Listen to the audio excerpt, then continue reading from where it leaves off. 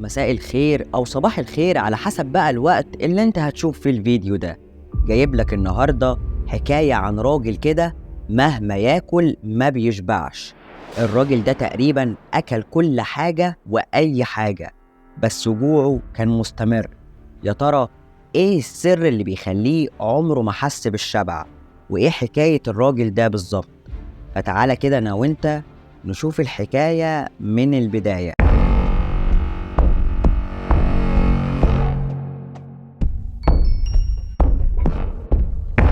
بطل حكاية النهاردة اسمه طرار. اتولد في قرية ريفية في فرنسا، قريبة كده من مدينة اسمها ليون. الكلام ده كان سنة 1772. لما كان طفل صغير، أبوه وأمه أخدوا بالهم إنه بياكل كتير قوي وشهيته عالية بطريقة مش طبيعية. ولما كبر شوية وبقى عنده تقريبا 17 سنة، طرار كان بيقدر ياكل ربع عجل لوحده يوميا. أهله لقوا نفسهم مش هيقدروا عليه ولا يلحقوا على كمية الأكل الرهيبة دي، فراحوا طردوه من البيت، وبدأ يتنقل من مكان ومن مدينة للتانية جوه فرنسا، وتعرف على شوية ناس كده، اللي منهم كانوا حرامية واللي منهم فتيات ليل. الناس اللي طرار كان وسطهم بدأوا يستغلوا قدراته علشان يدخل للسيرك ويقدم عروض ويبقى عليه إقبال من الجمهور. وفعلا بدأ طرار يعمل كده، وكان في إقبال رهيب جدا على العرض بتاع طرار، لأنه كان بيقدر ياكل أي كمية وأي حاجة تتحط حرفيا قدام منه، لدرجة إنه كان بياكل الإزاز، الحجارة، وحتى الحيوانات وهي عايشة وفيها الروح. طبعا انت من الكلام ده هتفكر ان طرار ده كان راجل طول بعرض وضخم وبكرش، بس بالعكس، طوله ما كانش طويل قوي، تقريبا 100 حاجة و70 سنتي، وعلى كمية الأكل اللي كان بياكلها كان يعتبر رفيع جدا. وهو عنده 17 سنة، وزنه كان 45 كيلو بس. طرار كان عنده مشكلة كده إن جلده كان مترهل جدا، لدرجة إنه لما كانت بطنه بتبقى فاضية كان بيقدر يلف جلد بطنه حوالين وسطه، وأول ما بياكل وبيملى التانك بطنه كانت بتتنفخ جدا وبتبقى شبه البالونة الكبيرة. وسنة 1788 هو والفرقة بتاعته سافروا باريس عشان يقدموا عروض هناك، والعروض بتاعته بصراحة كان عليها إقبال رهيب من الجمهور.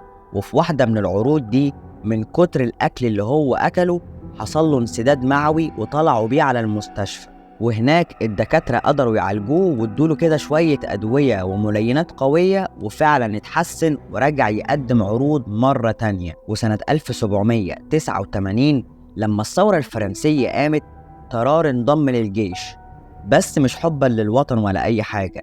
هو كان مفكر إنه لما يدخل الجيش هيلاقي كميات أكل كبيرة تكفي احتياجاته، بس بعد انضمامه لقى العكس تماما، والوجبات بتاعت الجيش كانت بالنسبة له كده تسليك زور. فبدأ يعرض على الجنود زمايله إنه هيعمل شغلهم في مقابل إنهم يدوله الوجبات بتاعتهم، وبرضه ما كانتش كافية بالنسبة له، لدرجة إنه من قلة الأكل حصل له حالة من الإعياء واتنقل للمستشفى العسكري. وجوه المستشفى كان بيتصرف له 4 وجبات يوميا تكفي 15 فرد، ومع ذلك برضه ما كانش كفاية تماما. الدكاترة وقادة الجيش ما كانوش فاهمين هو ازاي بياكل كل الكميات دي وعمره ما شبع. ودكتورين من اللي كانوا موجودين في المستشفى العسكري، واللي هم كورفيل وباريس، قرروا يعملوا على طرار شوية تجارب عشان يفهموا الحالة بتاعته. والموضوع ده أخد منهم شهور، بس القادة العسكريين كانوا عايزينه يخرج من المستشفى بأي طريقة عشان ينضم لصفوف الجيش مرة تانية، عشان حالة الحرب اللي قايمة دي. وقتها عرض عليهم دكتور كورفيل إنهم يستغلوا قدراته الرهيبة في إنه يبقى رسول للجيش، عن طريق إن هم هيحطوا الرسايل والوثائق المهمة في حاجة خشبية صغيرة وطرار يبلعها، وأول ما يوصل للمكان اللي المفترض الرسالة دي توصلها هيخرج عن طريق البراز، وبكده هو هيقدر يعدي من أي أماكن تفتيش بكل سهولة. وفي مرة من المرات الجيش بعته برسالة لجنرال كان محجوز في الأراضي البروسية، وبروسيا ديت تعتبر عضو في الاتحاد الألماني. وقتها طرار اتنكر في زي فلاح ألماني عشان يقدر يدخل الأراضي البروسية، بس وهو معدي من على كمين الجيش اللغة الألمانية بتاعته ما كانتش قد كده، فالجيش البروسي شك فيه، فقاموا واخدينه وحابسينه وفضلوا يعذبوا فيه لمدة 24 ساعة لحد ما اعترف بكل حاجة. ووقتها أخدوه وخلوه ينزل الرسالة اللي كانت معاه، وبعد كده سابوه عند الحدود الفرنسية، ورجع بعد كده للمعسكر بتاعه ورفض تماما إنه يعمل أي مهمة من النوع ده تاني، وقال للدكاترة بتاعته إن هو عايز يتعالج بأي طريقة عشان يقدر يسيطر على الشهية بتاعته. وفعلا الدكاترة ما كدبوش خبر، وحجزوه في أوضة وبدأوا يحطوا له كميات أكل قليلة على أمل إن هم يقدروا يعالجوه ويتحكموا في الشهية بتاعته. بس عمك طرار كان بيقدر يهرب بالليل من المستشفى ويطلع على محلات الأكل، لدرجة إنه كان بيتسابق مع القطط والكلاب على الأكل اللي موجود جوه الزبالة. وفي مرة من المرات الممرضين شافوه وهو جوه المشرحة وبيحاول ياكل جثة من الجثث، واتهموه إنه أكل طفل كان عنده 14 شهر بس، لأنه اختفى فجأة من تلاجة الموتى، وبسبب ده طردوه من المستشفى.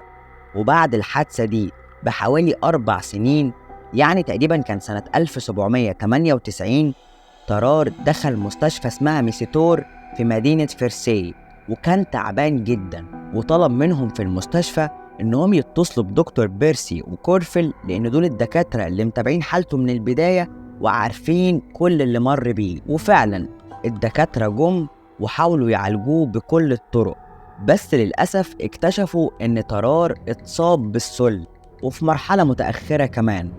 وبعد الكلام ده بشهر واحد بس طرار مات، والدكاترة لقوا إنه جثته اتعفنت بسرعة أكتر من أي بني آدم تاني، والدكاترة في المستشفى رفضوا إن هم يشرحوه.